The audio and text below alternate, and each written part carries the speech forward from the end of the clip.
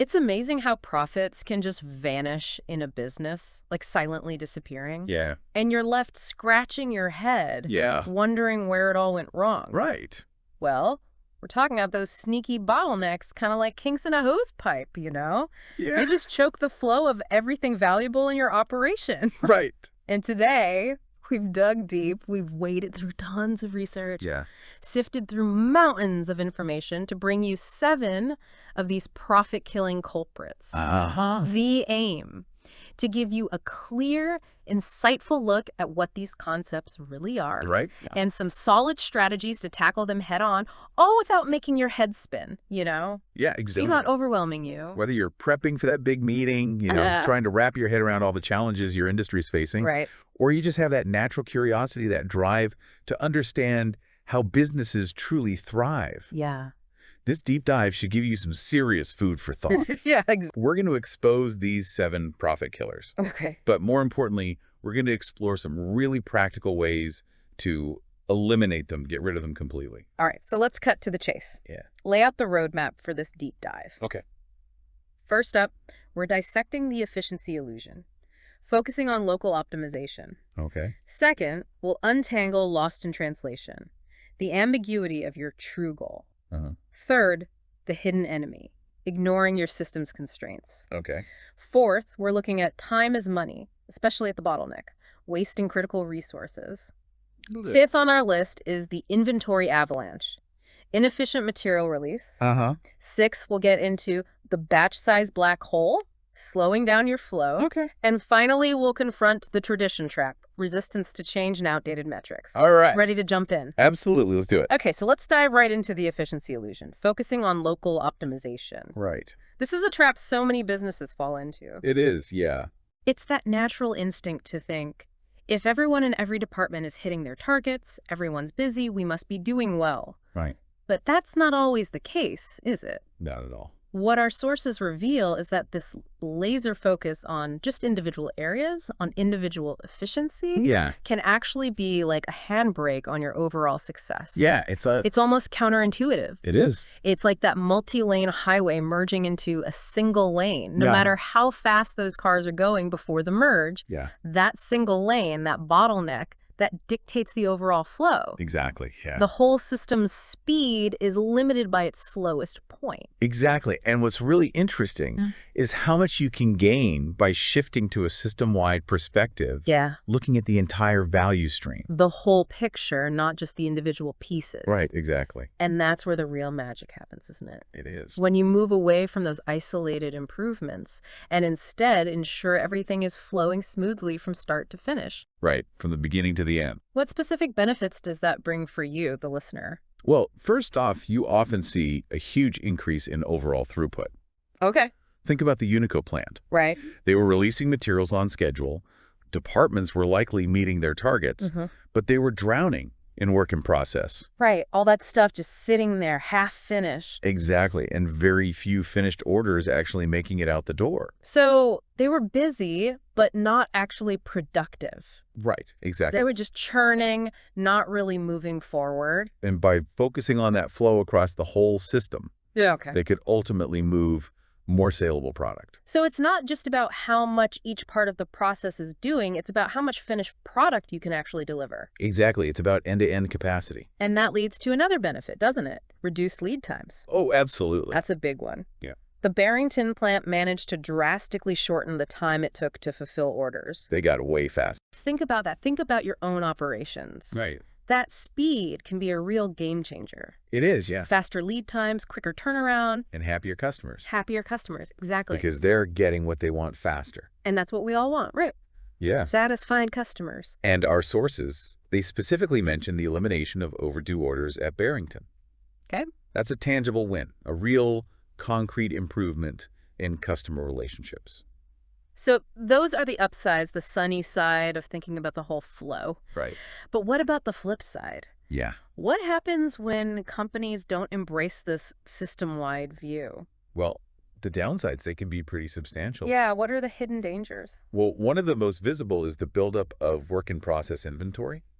Okay, that's that WIP, right? Exactly. It's all that partially completed stuff just sitting around. And it just piles up, doesn't it? It does, yeah. Like a traffic jam in your production process. If those individual departments are just pushing out production based on their own targets, without thinking about the next stage, the next step in the process, without considering the whole flow, right, then you inevitably get this huge accumulation of materials between steps. Unico, as our material highlights, had stacks and stacks of inventory. Right, yeah, they were swimming in it. Even though they were releasing raw materials on schedule. It's a classic example of how local efficiency can actually hurt the overall system. It's not efficient at all, is it? Not really. No, it's just creating this illusion of efficiency. And all that stagnant inventory, that can lead to missed deadlines.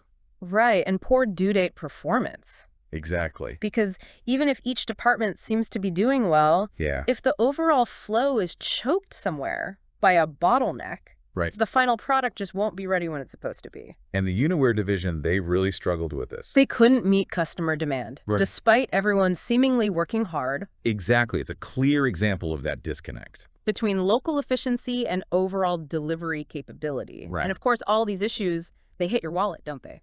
They do. Increased costs due to excess inventory and delays. Yeah, you've got the carrying costs of all that inventory. Search handling, the risk of it becoming obsolete or damaged. Right. Plus all the costs associated with delays. Expedited shipping, penalties, potentially even lost future business. It all adds up. And Ethan Frost at Unico, remember he was worried about rising raw material costs? Yeah, I remember. Well, those inefficiencies, those bottlenecks, they just made everything worse. They compounded the problem. So we've seen the problem, we've seen the potential pitfalls. Right. Now let's get to the solutions. Right. What are some real-world strategies that successful companies in the U.S. are using? Okay, so successful companies, they get it.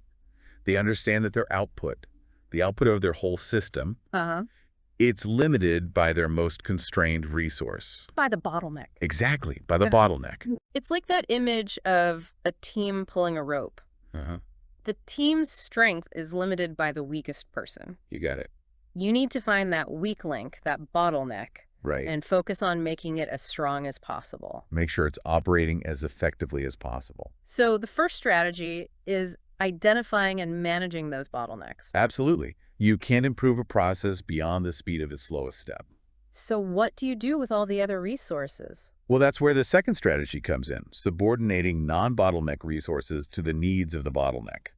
Okay, so you're basically saying that not everything needs to be running at full speed all the time? Right. The focus shifts to keeping the bottleneck flowing smoothly. Even if that means some other areas have some idle time. Exactly. And that might seem counterintuitive to some managers who are obsessed with seeing everyone busy. It does go against the traditional view of efficiency. But it's all about understanding that the goal isn't to maximize the output of every single resource. Right. It's about balancing the flow of work with market demand. So you're saying produce what you can actually sell.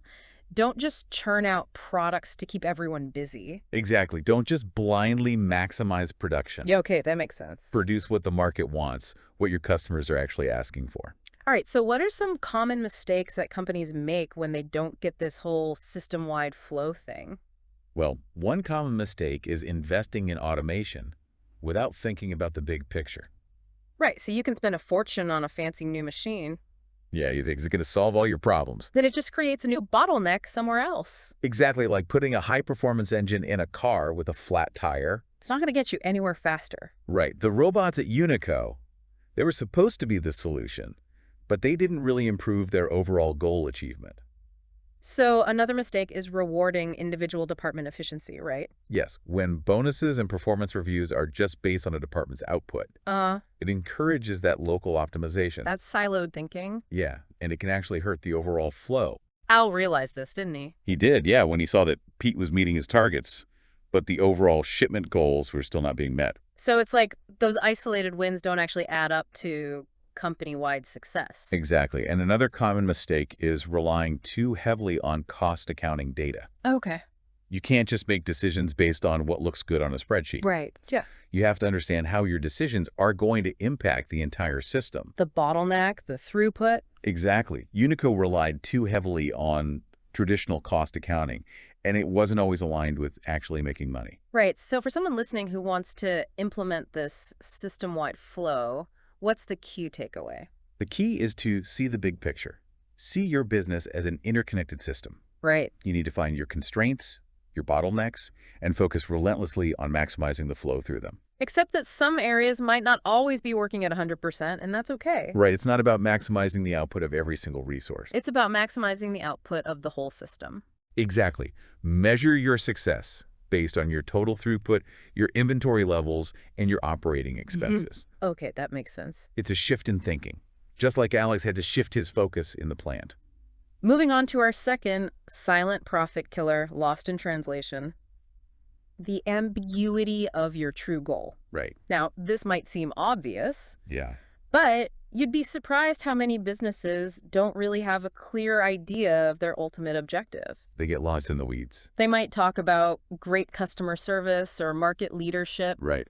but those are often just means to an end, not the end itself. And that distinction is so important. It's crucial. Because a clear goal, when everyone understands it, it becomes this unifying force. It brings everyone together, aligns their efforts. Exactly. It helps you make better decisions, measure success accurately. And for most for-profit businesses, that ultimate goal is really just one thing, isn't it? Yeah, making money. Making money, plain and simple. And when that's your focus, everything else falls into place. Yeah. So what are the benefits of having that unwavering focus on making money?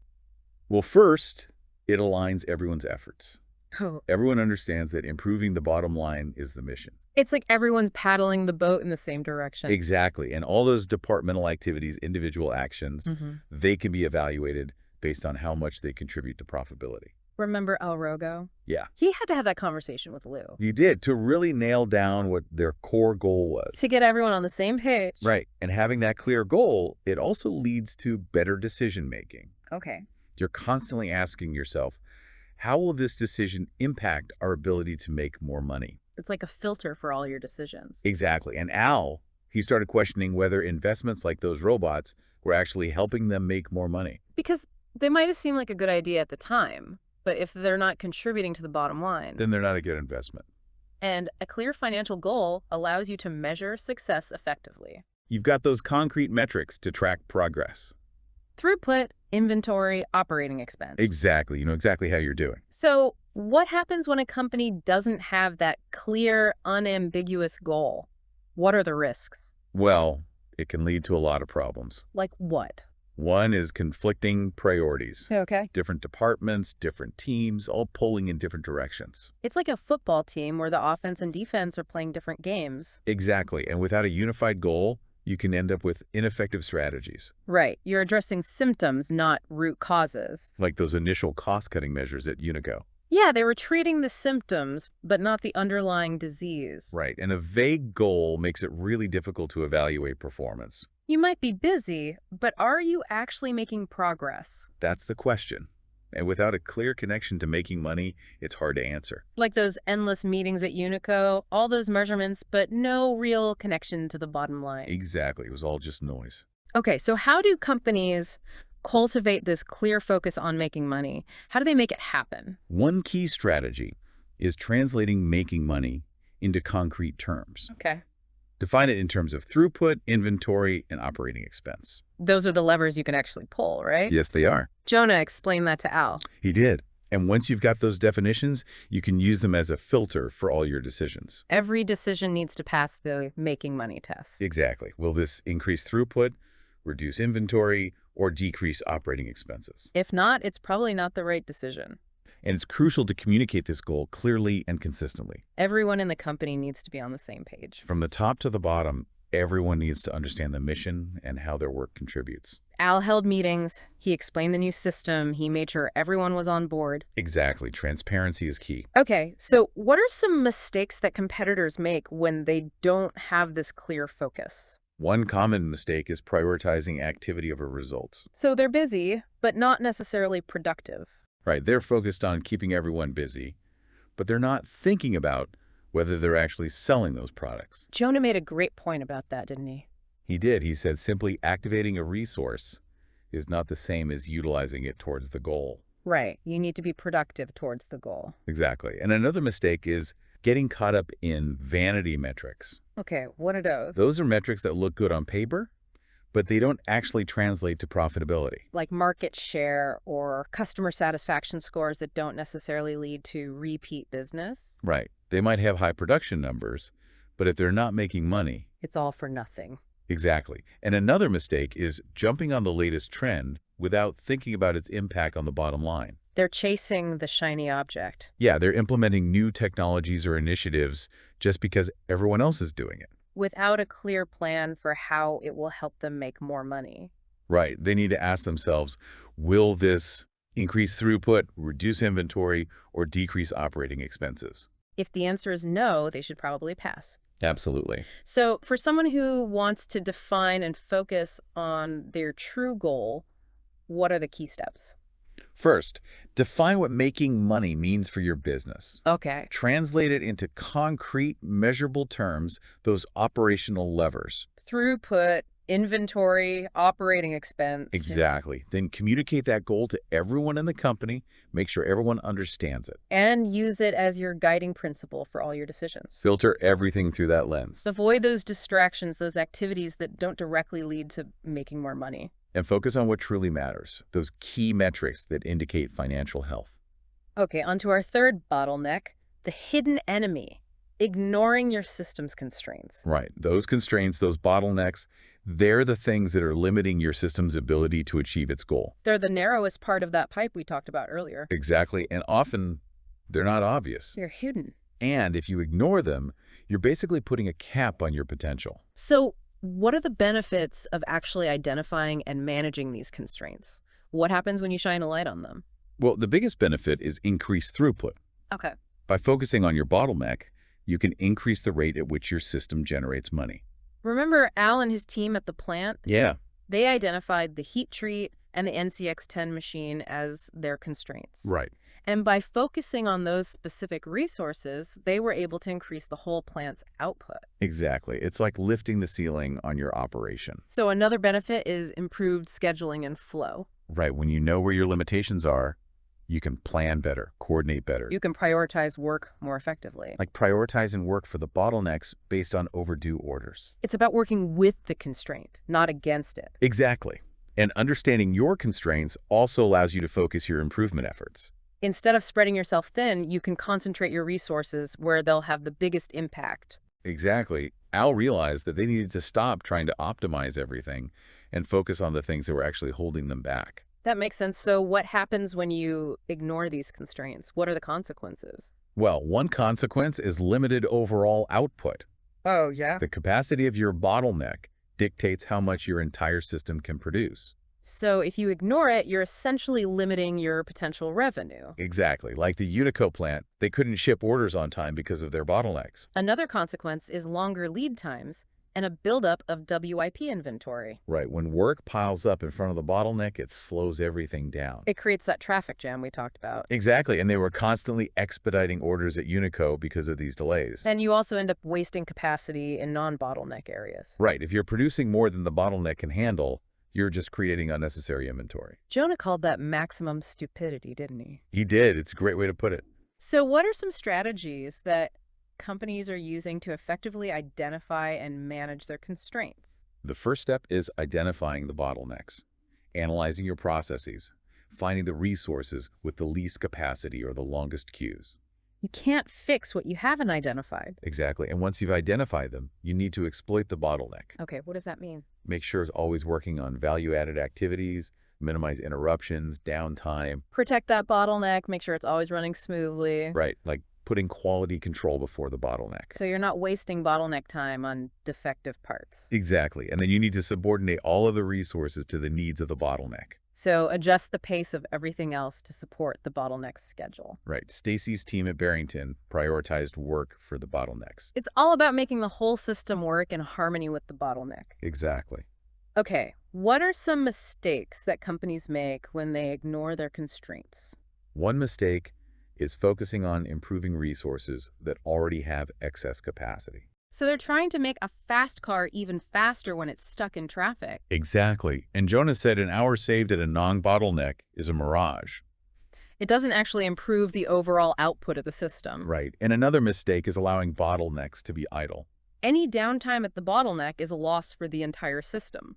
Exactly. Al was really concerned about idle time in the heat treat department. Because he understood that every minute the bottleneck isn't working, the entire system is losing money. And a third mistake is treating all resources as equally important. You can't spread your resources evenly. You need to prioritize the constraint. The bottleneck is the king. Right. Al initially thought about reorganizing based on the resource with the least capacity. But that's not necessarily the bottleneck. It might be the slowest resource, but it might not be the one that's actually limiting throughput. So the key to managing your constraints is to identify them, focus on them, and make the rest of your operations support them. Exactly. Remember the analogy of the slowest hiker. Right. The speed of the whole group is determined by the slowest person. And same is true for your business. Our fourth bottleneck is all about time. Time is money, especially at the bottleneck, wasting critical resources. We've already talked about how important bottlenecks are. They're the key to the whole system. And any time lost at the bottleneck is a loss for the entire company. It's not just a local inefficiency, it's a direct hit to your revenue. And even small improvements in efficiency at the bottleneck can have a huge impact. So what are the benefits of maximizing bottleneck uptime? Well, first, it increases throughput. Okay. If your bottleneck is always working on value-added activities, you're going to produce more. And sell more. Exactly. And Jonah emphasized this, didn't he? He did. He said the bottleneck should only be working on things that contribute to increasing throughput today. Right. And maximizing bottleneck uptime also improves due date performance. Okay. If your constraint is running smoothly, your completion times become more predictable. Which makes customers happy. Absolutely. And it also means you're getting a better return on your investment. Because you're using your most valuable resource, your bottleneck, as efficiently as possible. Right. Lou realized this when he started assigning people to support the bottlenecks. He saw that it was worth it if it meant increasing throughput. Exactly. So what happens when you waste time at the bottleneck? Well, you reduce throughput. Okay. Every minute the bottleneck is idle, you're losing potential output.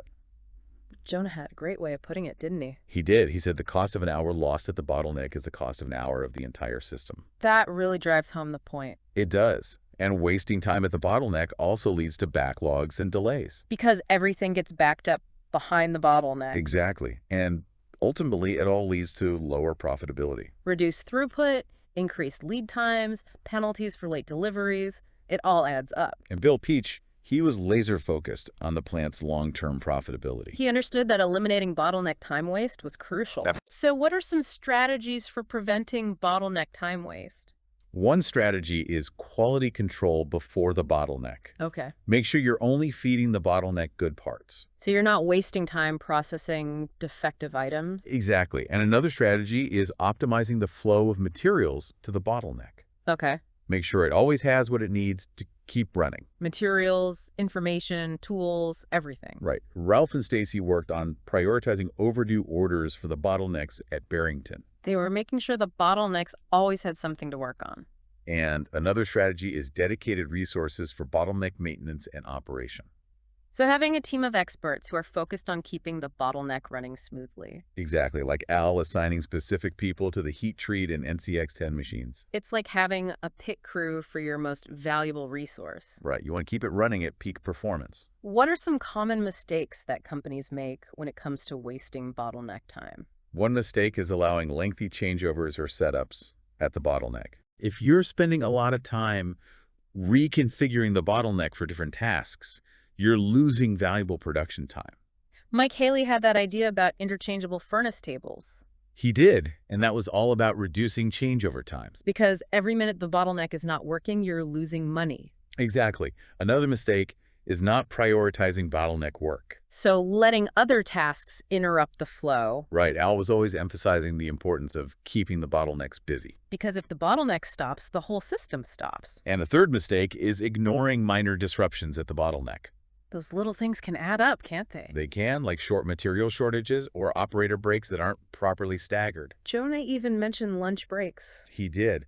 Those seemingly insignificant things can actually have a big impact over time. It's like death by 1,000 cuts. Right, all those little delays add up. So the key to valuing bottleneck time is to treat it as your most precious resource. Protect it, nurture it, make sure it's always working on the most important tasks. Okay, on to our fifth bottleneck, the inventory avalanche, inefficient material release. Right, this is all about how you manage the flow of materials through your operation.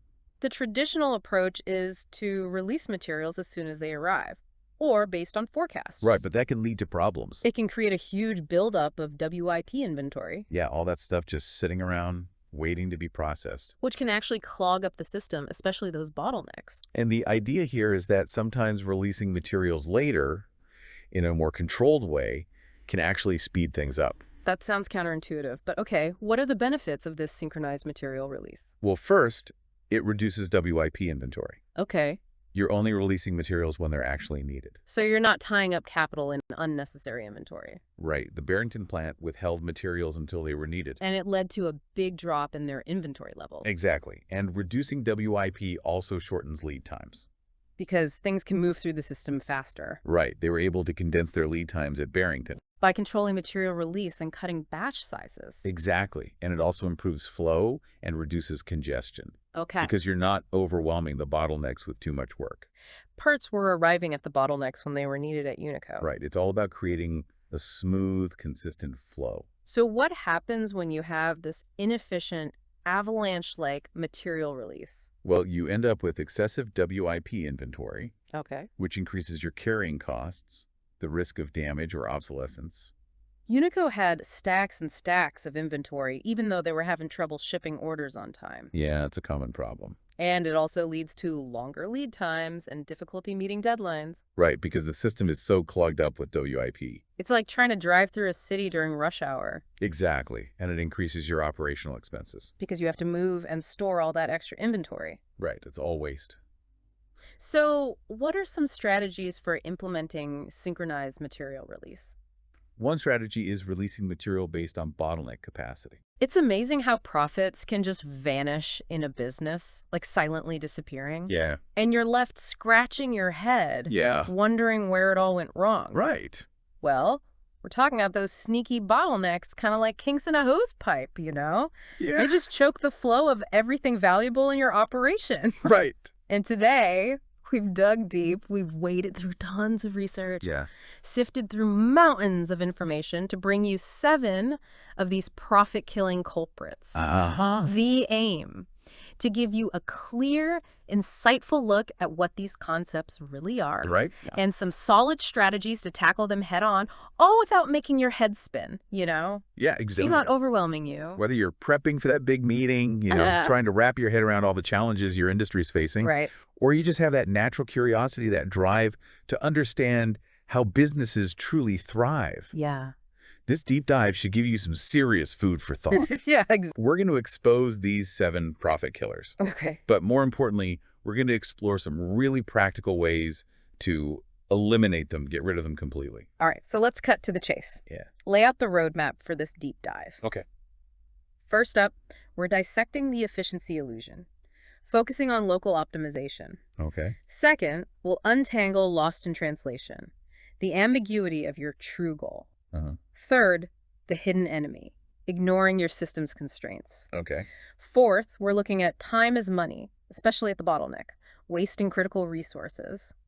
Fifth on our list is the inventory avalanche, inefficient material release. Sixth, we'll get into the batch size black hole, slowing down your flow. Okay. And finally, we'll confront the